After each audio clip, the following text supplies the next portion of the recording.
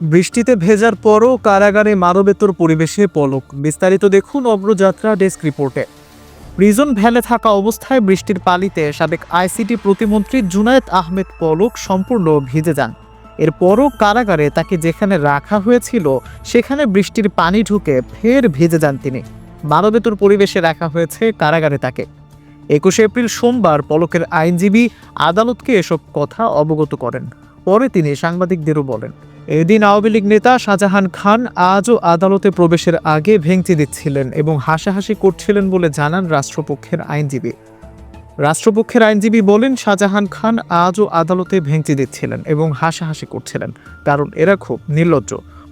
15 বছর মানুষকে গুম খুন করেছে, তা নিয়ে তাদের কোনো অনুশোচনা নেই। তিনি আরও বলেন, হত্যাকারী হিসেবে তারা আসক্ত হয়ে গেছেন, তাই তাদের লজ্জা নেই। তারা হাসুক বা পুলিশকে ধমক দিক, এতে তারা নিজেদের ফ্যাসিস্ট হিসেবে প্রমাণ করছেন।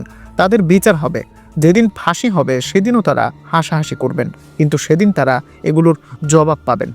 এদিন মিরপুর শেরেবাংলা শাহবাগ থানায় বিভিন্ন হত্যা মামলায় আওয়ামী লীগ নেতা শাহজাহান খান, সাবেক আইসিটি প্রতিমন্ত্রী জুনাইদ আহমেদ পলক, ব্যারিস্টার তুরিন আফরোজ, আওয়ামী লীগ নেতা কামাল আহমেদ মজুমদার, আওয়ামী লীগ নেতা আমির হোসেন আমু ও সাবেক আইনমন্ত্রী আনিসুল হককে গ্রেফতার দেখানো হয়েছে।